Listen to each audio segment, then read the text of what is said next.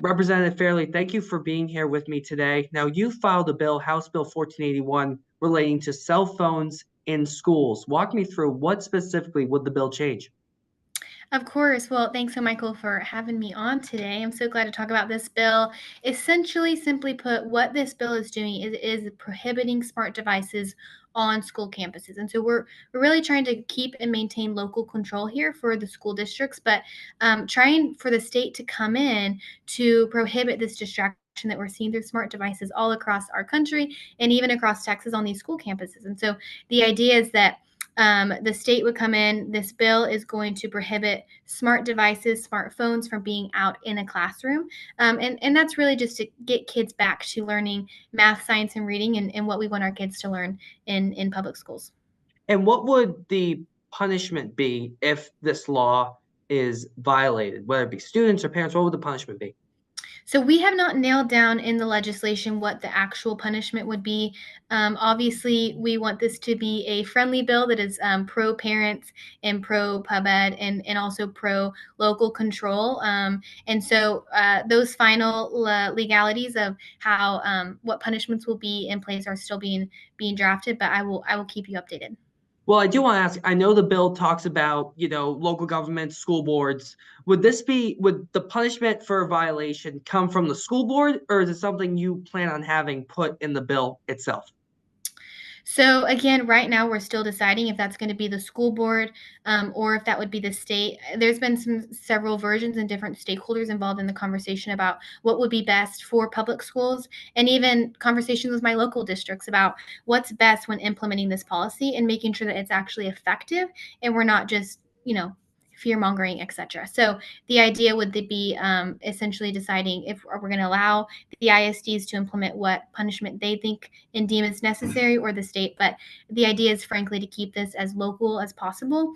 And also, frankly, the principle of this is that we want our kids in school learning math and science and reading and communicating with other students and communicating with their kids, less cyberbullying, pornography that they see on their phones. That's really the point of this. I guess, some students or parents may cite some concern over this. What if students don't have access to their phones? What if I need to contact them? What would you say to those concerns?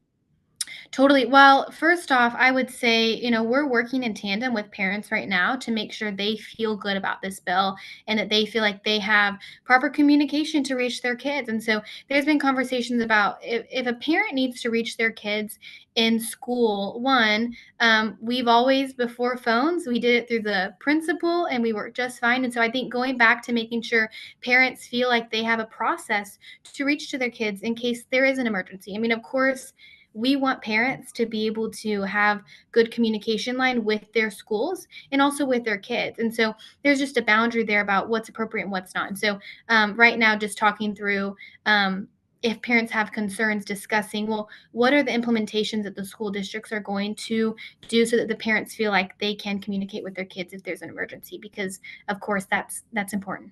And I know the bill mentions, personal wireless communication device, and there's also, laptop tablets. So does this bill just extend to cell phones, or is it other potentially distracting devices as well?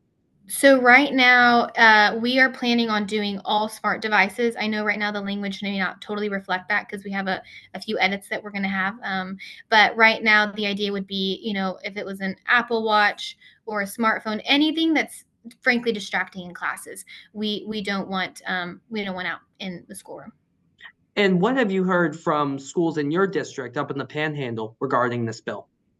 Yeah, well, Michael, that's a good question. Right now, one of my school districts is actually already starting to implement this and seeing really positive results from not having their kids out or their kids on cell phones during the classroom time. And so I would say overall positive. We make sure that we're communicating well with our school districts and that they feel good about it. And also having a seat at the table. Like we want our ISDs, we want our parents and teachers to be sure that they feel good about what this looks like and make sure that we remember the overarching goal is protecting children from the things that they are being distracted or seeing on their phones.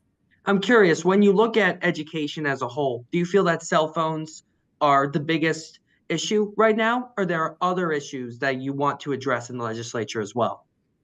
Well, there are a lot of elements that we can address in public education that I think are very good, whether it's cell phones, whether it's discipline in classrooms. It's a really big push this session. I mean, obviously, school choice is going to be a really big push. School safety. There's a lot of things. I would never say that there's one thing that fixes public education. Funding is another huge push that we've got to make sure we pass this session. And so I think working in tandem with the governor and the lieutenant governor and the Senate and our parents, and being sure that all of these elements, their kids are going to school, that they're safe, that there's discipline, and that school teachers also feel the need to manage their classrooms in a way that's productive for their kids to learn.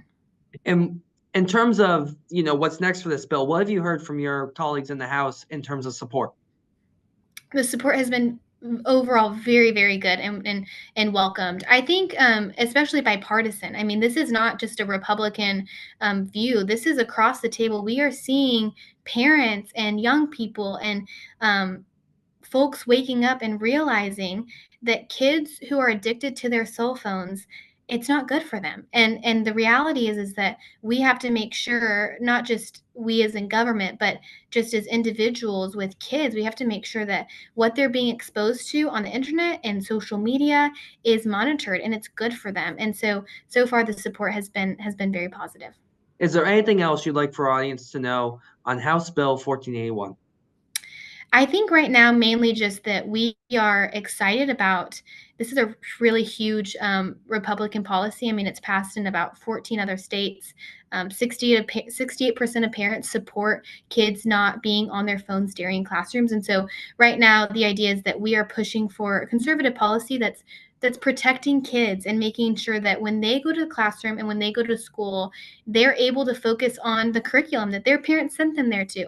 And at the same time that we are supporting teachers. Like I've spent a lot of time at a lot of different public schools and even with superintendents, and there's been a conversation about teachers not feeling like they're able to manage their classroom well, and it's because smart devices are out all the time, or they're sneaking their phones behind the computer screen in class. And this is a way that our idea is to say, look, how do we support these teachers so that they can kind of get rid of that distraction of cell phones and focus on teaching their kids in classroom management. And the other part is lessening the burden on ISDs and making sure that they feel like, okay, the state has our back. Like everyone now is waking up and realizing that social media and kids being on smart devices at a very young age typically is not good for their mental health. It's not good for their academic growth or learning or communicating. And so making sure we get back to those basic principles of kids learning.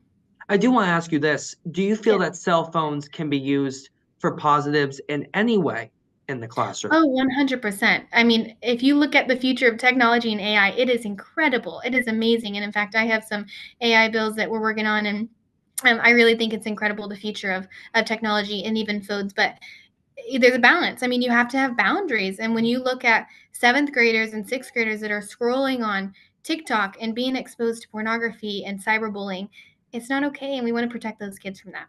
State Representative Caroline Fairley, Representative, we appreciate you taking the time. Thanks so much.